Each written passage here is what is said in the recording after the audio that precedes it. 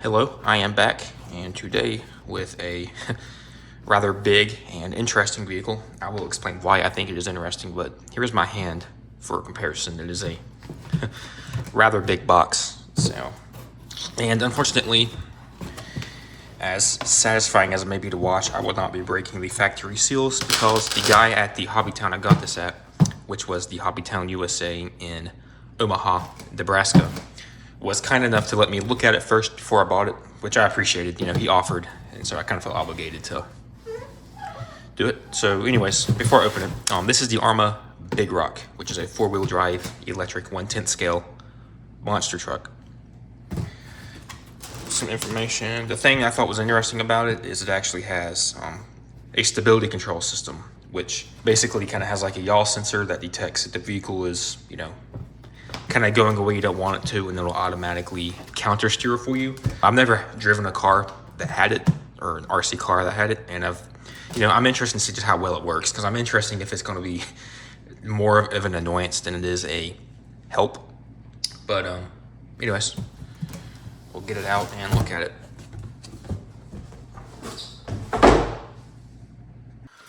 All right, I'm back. This thing is big. It is way bigger than, well, I want to say way bigger, but it's definitely larger than like the average 1/10 scale. But I'm gonna go over some of the other stuff that you get first. For starters, you get some tools. They include a 3mm and a 2.5mm hex wrench, or hex drivers, whatever you want to call them. And then you also get a 1.5. It comes with batteries for the transmitter, which is always nice, you know. Nobody cares about that, so we're not going to talk about that. And then this little bag of stuffs, which is this little funky tool Arrma has, which is kind of like a wheel nut wrench. I'm not sure what that is for, I'll never determine. This is actually a tool for the shock absorbers, and these are just some other nut wrenches. And then, now I thought this was interesting. It actually comes with extra hubs and pins for the hubs. Most companies that I've seen at least don't include those. These are just preload spacers for the shocks. It comes with a manual, which is multi-language, so it is very thick, but it has just, you know, some basic information. And this is the technical pack, Arrma calls it, which is it's a document that kind of explains how to do basic maintenance, like take the motor out, check gear mesh, all that kind of stuff. And it has the exploded view, which is basically all the parts used to assemble the vehicle, and it has all the part numbers for said parts, which is nice if you have to replace something. It makes it easy to find what you need. And then lastly, the transmitter. I'm not a fan of Arrma transmitters, because the main thing is the trigger throw. So throttle is good, but that's all you have for braking. And I'm just not used to it.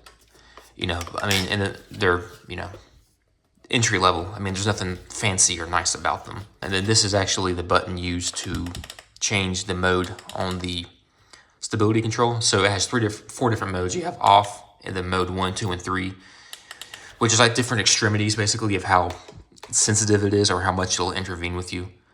But anyways, yeah, it has steering trim. No, sorry, throttle trim, steering rate, and steering trim. This switch on this model is actually not used. I looked through the manual, so I don't know what Arrma uses this for. Maybe, I don't know. I don't think they have a vehicle with a 2-speed transmission, but I don't know. Maybe. And it takes 4 AA batteries, which again are included.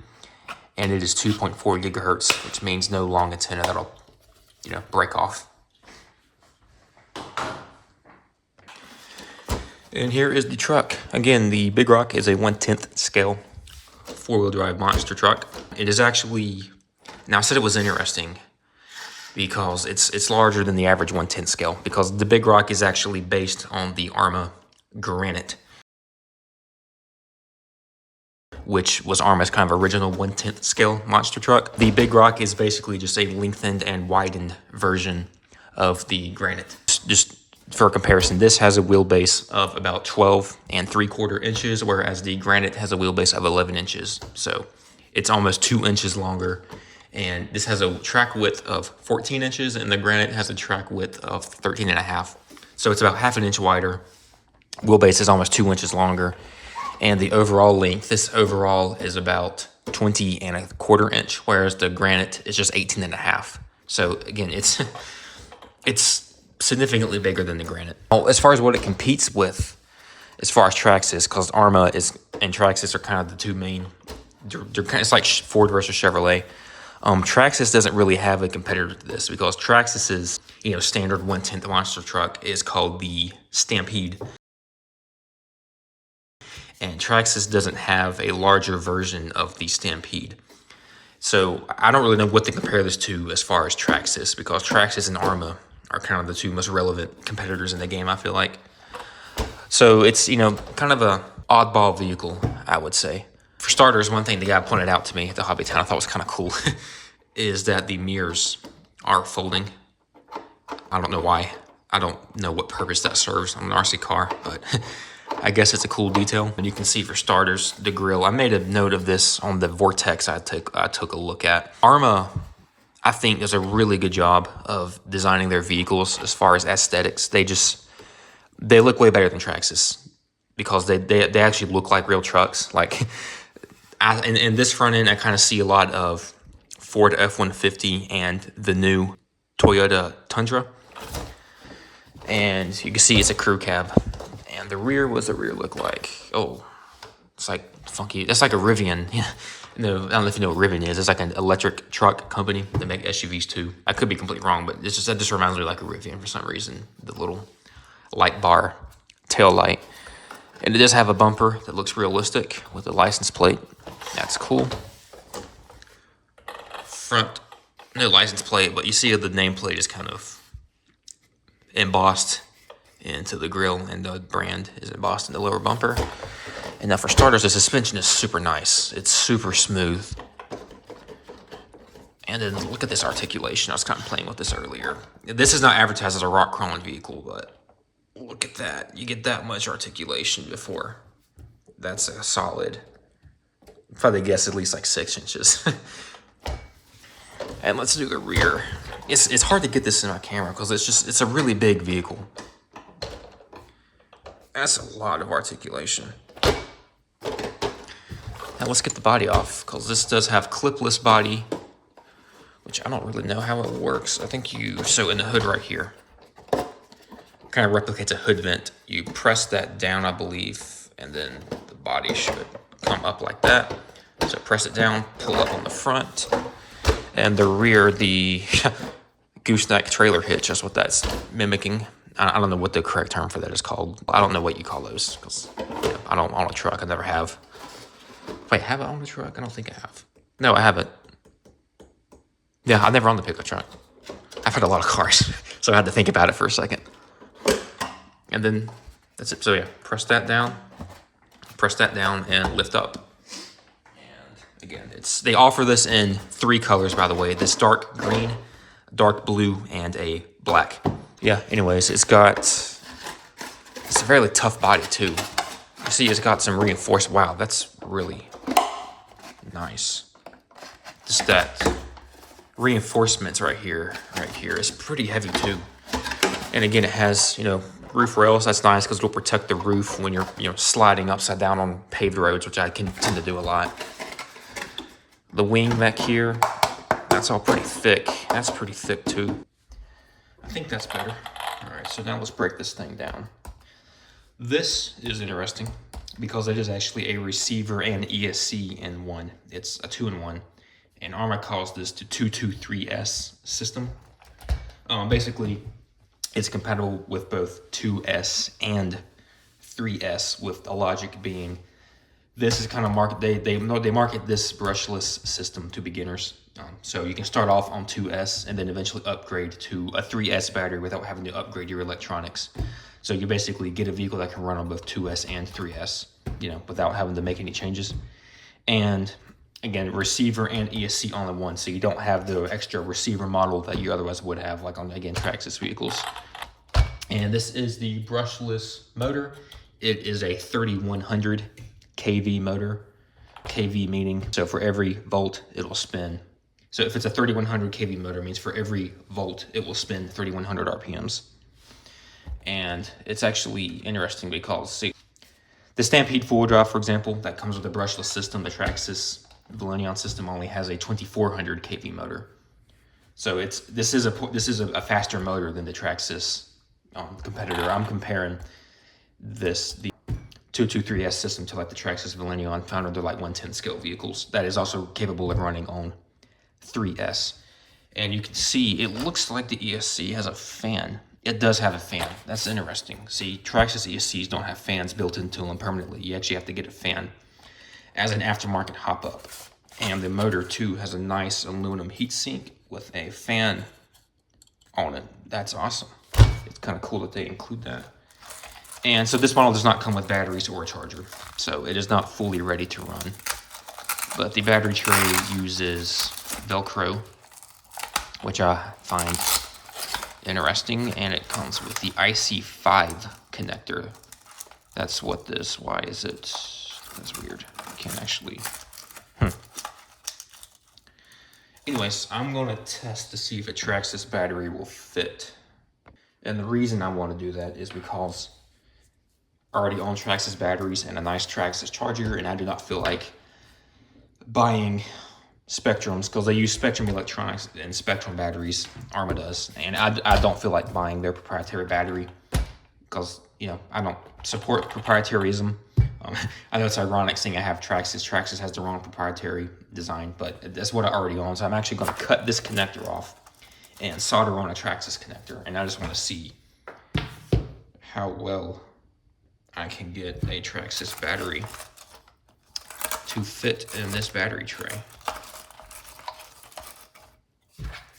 Hopefully pretty, oh yeah, that'll work, maybe. I'm gonna have to put a lot of spacers, like foam spacers. And I'm gonna have to look up how to use these battery straps, because frankly, I don't have a clue. Oh wait. Maybe, come on. I'll do more research, but yeah, it will fit. I think I'll just have to make some kind of spacer. But anyways, let's take a look at the features. So again, it is four-wheel drive. It is a shaft-driven four-wheel drive. Uses a plastic drive shaft that rides on a ball bearing. Nice center support bearing there. It is a direct drive, so no transmission. So the motor directly drives a center differential. So this does have a center differential. It's actually metal. It is a metal pinion and a metal spur gear. You can hear that. Noisy. Metal spurs and metal pinions are very, very noisy. And the chassis has this nice, it's like a, hopefully that'll help prevent rocks from getting like up in the chassis. You probably seen during my Mediamax review, it kind of had some rocks stuck in there because I'm an amateur and didn't think to get my studio footage before running it. But yeah, I'm hoping that will kind of help prevent rocks from getting caught up in there. And it does have diffs in the front and rear. So it has 3 differentials. They're all tunable. You tune the stiffness with silicone oil. And let's take a look at the suspension. So one thing I do like about Arrma vehicles, by the way, is they have these like lower shock guards that will kind of help protect the shock shafts from like getting nicks from like rocks and pebbles flying up.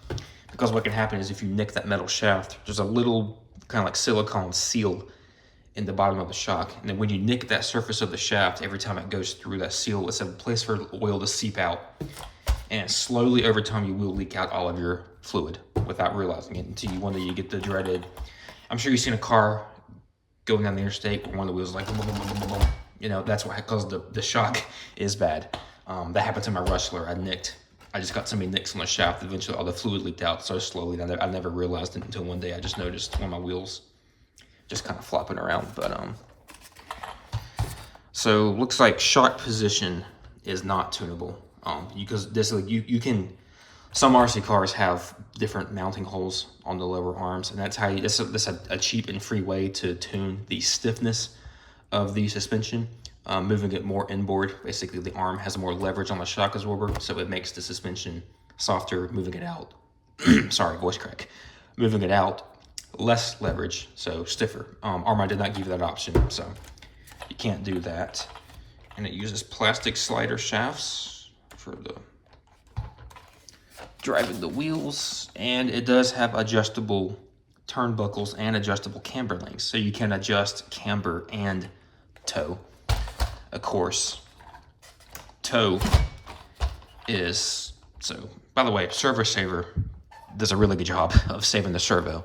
I try to turn the wheels and the servo saver springs it back to turning, so I can't, so, you know, anyways. Toe, this is toe. It's the angle in which the tires point in and out. That's toe. And then camber is this. So on this truck, you can adjust both camber and toe on the front for free. You don't have to invest in aftermarket parts to do that. And the rear, same story almost. Again, you have the plastic slider shafts. Shock position is not adjustable. And looks like it does have adjustable camber links, so you can adjust camber. You see it's a metal turnbuckle, and you do have different mounting holes too, so that's interesting. And now let's take a look at the underside. Ooh. Oh, I don't like when gears are exposed like that, because it just, dirt can get up in there, and it's just like, why not just make that covered? All the hardware is countersunk. That's actually really nice. On the underside screws, dirt can kind of clog up the, you know, I guess the hole, and it makes it a pain to, because you have to like dig it out, and it's just, you know, countersinking. That's the logic of countersink, is it kind of helps prevent that. This one is not countersunk, and this seems to be the screw that holds down whatever that thing does. I don't know. So probably not that important. Probably why they didn't bother. The shocks are plastic body.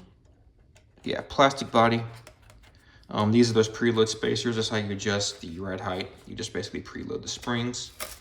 Has linear, again, they're super smooth. Honestly, I think Arrma suspension is better than Traxxas. It's just so smooth. Like, the tires. What are these tires? Oh yeah. They call them Ragnarok. You know, like that series on Netflix. It's actually a pretty good series. They look nice. They actually feel nice too. They're soft. It's a nice, tacky rubber compound. So I suspect good traction on road, which ain't the purpose of the truck, but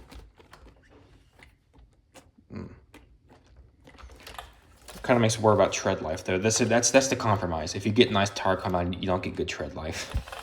And it just increases the expense of the hobby. And the fronts and rears feel to be the same compound. Yeah. Definitely the same compound. And, oh yeah, the steering servo. Here's the steering servo, which, you know, turns the wheels. It's actually all metal gear from the factory. That's nice. That's a one up on Traxxas. I don't think many Traxxas models come with metal gear servos as a factory option. You have to pay extra for them, and they're really, really expensive. But yeah, it's got shock absorbent. See, this thing's so freaking big. I can't really show the whole thing. Looks like shock absorbent bumper. It's like some kind of shock absorbing mechanism on both the front and the rear. So with this system on 2S, the out of the box advertised top speed is 35 miles per hour. And on 3S, it is advertised at 50 miles per hour. And when I say out of the box, I mean that in a way that you don't, Traxxas likes to just get fancy marketing numbers, and to achieve a Traxxas advertised speed, top speed, you have to use, they call it the speed gearing. It's basically either a bigger pinion gear or a smaller spur gear. It changes the gear ratio, and that makes the speed higher. And the funny thing is, they actually advertise to never use it, because it puts a lot of, since there's less overdrive, it puts a lot of strain on, you know, the motor, the battery, and the ESC. And, you know, I think it's funny, but Arrma doesn't do that. They're, you know, straightforward, you know, slapping a 3S battery, you'll be going 50 miles an hour, which is nice that they, you know, advertise like that. Anyways, I don't think so this retails without a battery and charger for $379.99. And let's see, what else can I talk about? Pull. Why does it say pull? What happens when I pull that? I don't know, maybe it's part of taking it apart. The hubs do have ball bearings, so it has ball bearings all the way around. They're nice and smooth. I think I pretty much covered everything. It's nice. I like how they come with fans and heat sinks. The Traxxas, you have to pay extra for those.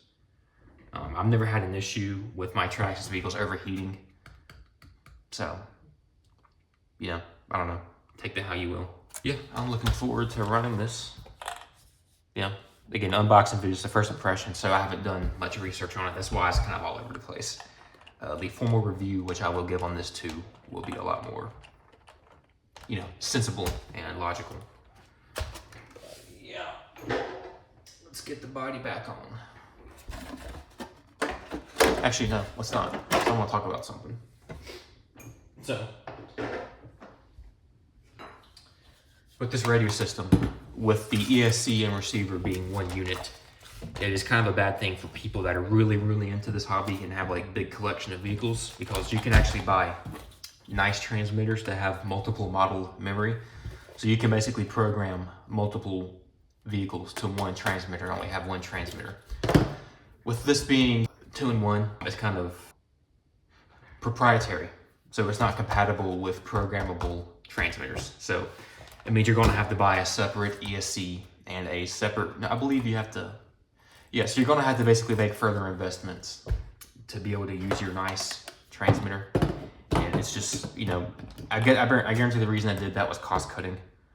But, I mean, which is, I guess, kind of a good thing, because, you know, they seem to put more effort into their designs than, say, Traxxas does. Again, you have the adjustable suspension geometry from the box, whereas Traxxas, a lot of vehicles, does not offer you that, and they have the receiver and the ESC, so it's more parts, more cost expense. So maybe they did that to open up a budget for other stuff, which would be nice. Again, super nice tires too. Those tires are nice and soft. I like those tires a lot. The tread actually kind of deforms under my finger when I, you know, kind of do that, the individual tread blocks. Yeah. First look at the Big Rock. Again, 4-wheel drive electric monster truck, retails for $379.99. Thank you for watching, and I guess I'll see you during the review.